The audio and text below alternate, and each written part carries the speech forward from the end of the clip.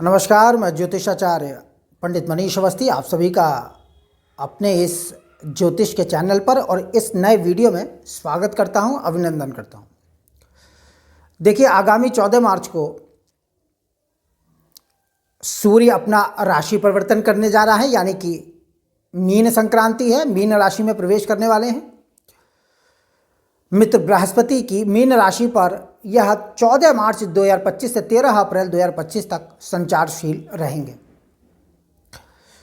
14 मार्च को ही होली का त्यौहार है। 7 मार्च से होलाष्टक आरंभ हो रहे हैं, यानी आज से ही होलाष्टक आरंभ हो गए। देखिए, एक विशेष बात मैं आपको इस वीडियो में ज़रूर बता दूं कि 14 मार्च यानी फागुन पूर्णिमा को होली के साथ साथ ग्रहण भी पड़ रहा है, चंद्र ग्रहण। खग्रास चंद्र ग्रहण होगा। खग्रास मतलब चंद्रमा का पूरा पिंड पृथ्वी की छाया में आ जाएगा, पूरा चंद्र ग्रहण होगा। परंतु यह चंद्र ग्रहण भारत में किसी भी स्थान से द्रष्टव्य नहीं है, यानी देखा नहीं जाएगा। फलतः सूतक पातक आदि मान्य नहीं होंगे। विदेशों में यह दृश्य होगा और भारतीय पंचांगों के हिसाब से, भारतीय ज्योतिष ग्रंथों के हिसाब से जहाँ ग्रहण दृश्य होता है वहीं पर सूतक पातक आदि जो नियम होते हैं ग्रहण से संबंधित वह लागू होते हैं। भारत में दृश्य नहीं है, इसलिए सूतक पातक आदि कोई भी नियम इस ग्रहण के संबंध में लागू नहीं होगा। भारत में ग्रहण प्रभावी नहीं होगा, लेकिन इसका फिर भी थोड़ा बहुत असर इसका देखने में आ सकता है। इसलिए जिन महिलाओं के गर्भ में बच्चा है, शिशु है, वो थोड़ा सा सावधानी बरते। ये जरूरी है थोड़ा सा 14 मार्च को।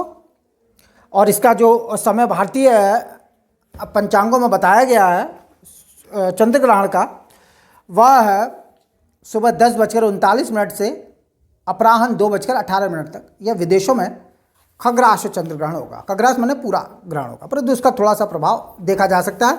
और 29 मार्च 2025 को चैत्र कृष्ण अमावस्या को सूर्य ग्रहण होगा। वह भी विदेशों में दृश्य, भारत में किसी भी स्थान से दिखाई नहीं देगा।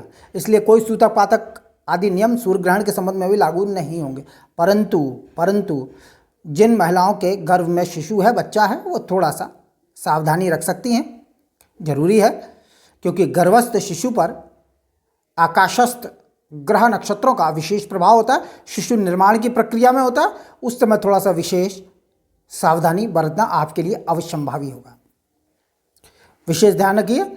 और सूर्य ग्रहण का जो समय पंचांगों में बताया गया है 29 मार्च 2025 चैत्र कृष्ण पक्ष अमावस्या शनिवार को भारतीय स्टैंडर्ड टाइम के अनुसार दिन में 2:21 से 6:14 तक विदेशों में खंडघास सूर्य ग्रहण होगा। यानी ये जो भारतीय स्टैंडर्ड समय के हिसाब से जो समय है, इस समय पर विदेशों में पड़ रहा है, भारत में दृश्य नहीं है। चूँकि दृश्य नहीं है, इसलिए इन दोनों ग्रहण के संबंध में कोई सूतक पातक मान्य नहीं है।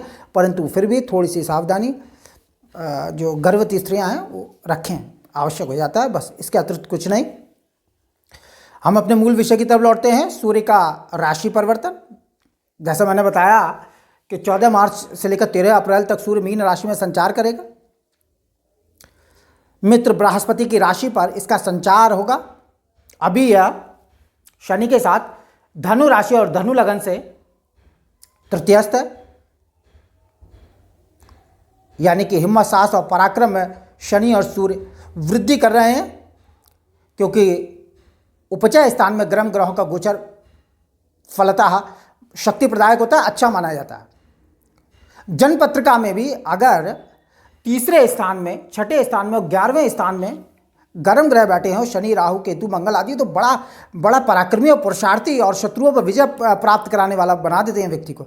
ऐसे व्यक्ति से शत्रु जीत नहीं सकते हैं। परंतु तीसरे स्थान में राहु या केतु हों तो भाइयों के साथ संबंध बिगड़ जाते हैं, पड़ोसियों से संबंध अच्छे नहीं रहते हैं। इस बात का विशेष ध्यान रखिए।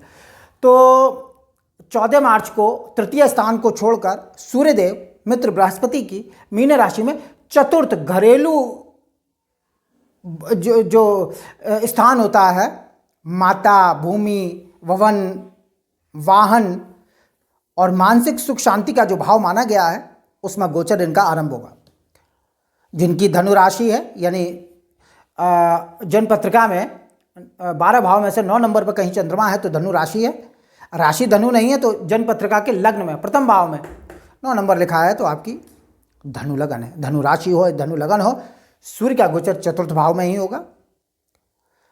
और धनु राशि या धनु लगन से सूर्य भाग्येश होते हैं, धर्मेश होते हैं। धर्मेश या भाग्येश जिस भाव में बैठता है या जिस भाव में गोचर करता है उस स्थान की वृद्धि करता है।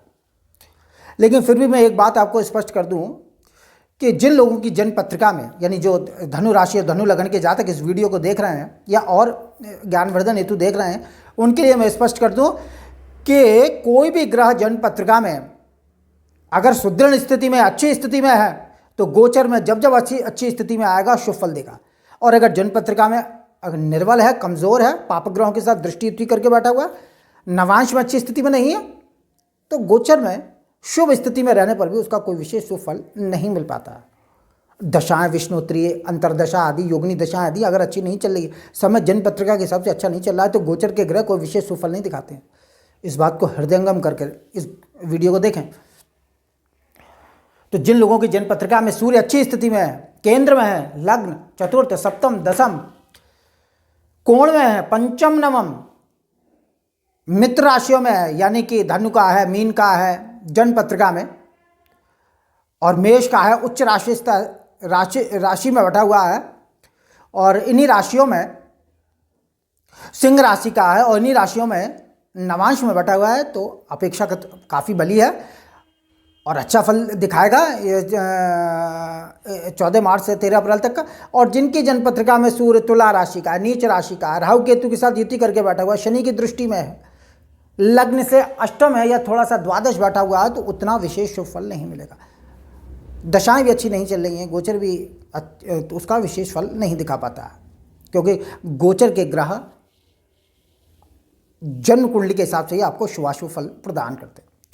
तो सूर्य भाग्येश होकर चतुर्थ भाव में गोचर करेगा, निश्चित रूप से माता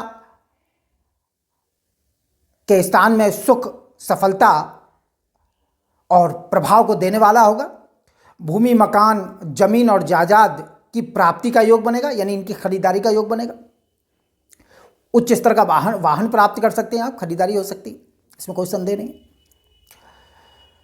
और भाग्य की शक्ति से घरेलू वातावरण में बड़ा भारी आनंद और प्रभाव को देने वाला होगा। धर्मेश सुख भवन में गोचर कर रहे हैं, इसलिए सुखपूर्वक धर्म के पालन का आचरण करेंगे, मानसिक सुख और शांति की प्राप्ति होगी। और चतुर्थ में गोचर करता हुआ सूर्य अपनी सप्तम दृष्टि से दसम भाव को देखेगा। दसम भाव के कारक होते हैं सूर्य। पिता स्थान से सफलता और शक्ति प्राप्त करेंगे। राज, समाज और शासन में उच्च पद और प्रतिष्ठा प्राप्ति का योग बनेगा। और भाग्य की शक्ति से कारोबार में उन्नति के कारण प्राप्त होंगे।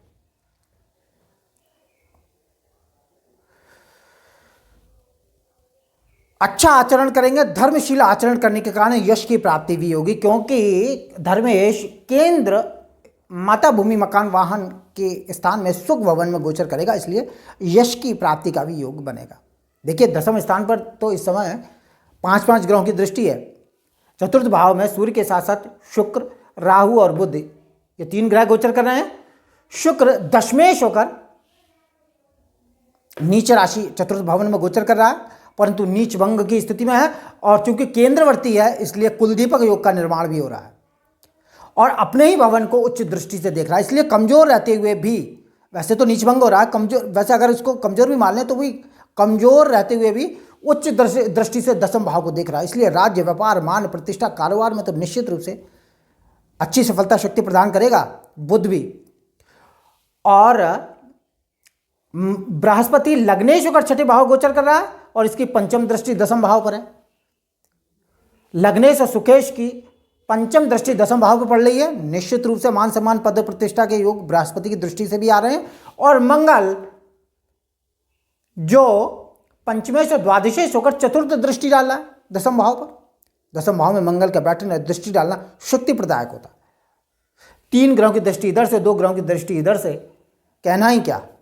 पंचम दृष्टि दसम भाव पर पड़ने से दसम भाव का बल काफ़ी बढ़ा हुआ है और केतु भी कन्या राशि में स्वक्षेत्र के समान गोचर कर रहा है। काफ़ी मेहनत करवाई है केतु ने दशमस्थ गोचर करते हुए, तो निश्चित रूप से बहुत मेहनत की है कारोबार में, नौकरी के क्षेत्र में। धनु राशि धनु लगन के जातकों को उसका फल, श्रेष्ठ फल मिलेगा, इसमें कोई संदेह नहीं है। और परंतु लग्नेश बृहस्पति के छठे गोचर करने के कारणों से थोड़ा सा स्वास्थ्य, सुख और सुंदरता में थोड़ी सी कमी का अनुभव करते रहे हैं धनु राशि वाले। 1 मई 2024 से छठे भाव में गोचर कर रहा है, तो कुछ परतंत्रता का भी अनुभव बृहस्पति ने करवाया है, कुछ घिराव सा है, इसमें कोई संदेह नहीं। क्योंकि लग्नेश जब त्रिक में गोचर करता है तो कुछ घिराव, कुछ बंधन का सा योग बनता है, कुछ घिराव सा महसूस करते हैं, परतंत्रता होती है, दूसरे के अधीनता में आता है व्यक्ति। अगर लग्नेश छठे में आ जाए, अष्टम आ जाए या द्वादश में आ जाए। परंतु बाहरी स्थानों से सुख के संबंधों की सृष्टि हो रही है, शनि की दृष्टि भी है द्वादश भाव पर, तो बाहरी स्थानों का निश्चित रूप से अच्छा सहयोग रहेगा। शुक्र भी सूर्य के साथ गोचर करते हुए उच्च स्थिति में है, मालव योग का निर्माण हो रहा है। चतुर्थ भवन में निश्चित रूप से, जैसा मैंने बताया, भूमि, भवन, वाहन, प्रॉपर्टी के बड़े अच्छे योग होंगे। घर बैठे आमदनी का अच्छा सुख प्राप्त होगा, क्योंकि लाभेश होते हुए शुक्र उच्चस्थ हुए हैं। परंतु एक चीज स्मरण रखिए कि 20 से 25 मार्च तक शुक्र अस्त हो रहा है, तो यात्रा स्थगित, कोई बड़ी यात्रा नहीं की जाएगी इसमें, क्योंकि शुक्रास्त में यात्रा का वर्जन होता है। किसी नए कार्य का शुभारंभ भी न करें, क्योंकि गुरु शुक्र जब अस्त होते हैं तो किसी नए कार्य का शुभारंभ नहीं किया जाता, पंचांगों में मुहूर्त नहीं लगाए जाते हैं। विवाह आदि तो होगा ही नहीं कर, क्योंकि मीन और धनु संक्रांति में बृहस्पति का गोचर, सूर्य का गोचर, यानी बृहस्पति की राशि में सूर्य का गोचर मांगलिक कार्यों पर प्रतिबंध लगा देता है। विवाह आदि मांगलिक कार्य नहीं होते, अन्य शुभ कार्य, धार्मिक कार्य आदि होते रहेंगे, विवाह आदि नहीं होते। तो शुक्र अच्छी स्थिति में है चतुर्थ भवन में, बुध नीच भंग कर रहा है और सूर्य भाग्येश होकर गोचर करेंगे। निश्चित रूप से अच्छी स्थिति रहेगी, यानी घर में वातावरण सुखद रहने के योग बन रहे हैं। और कुछ मंगल सप्तम भाव में गोचर कर रहा है, कुछ वैवाहिक जीवन, कुछ दिक्कत परेशानी का कारण हो सकता है। परंतु भारी स्थानों के सहयोग से बुद्धि बल के द्वारा रोजगार की वृद्धि मंगल भी करवा रहे हैं, क्योंकि पंचमेश का सप्तम भाव में गोचर है और शनि तीसरे अभी आस्ते चल रहा है। 29 मार्च को उदय होगा और 29 मार्च 2025 को शनि राशि परिवर्तन कर लेंगे। तो फलतः सूर्य का यह गोचर घटा बढ़ा के बड़ा अच्छा फल दिखा रहा है। ग्रह गोचर धनु राशि धनु लगन के लिए मेरे हिसाब से इस समय बहुत अच्छा जा रहा है, कोई दिक्कत नहीं है। और आने वाले समय में ग्रह गोचर अच्छा ही होगा। तो इस वीडियो में इतना ही, और मेरा वीडियो अच्छा लगे इसे लाइक करें, शेयर करें, सब्सक्राइब करें। नमस्कार।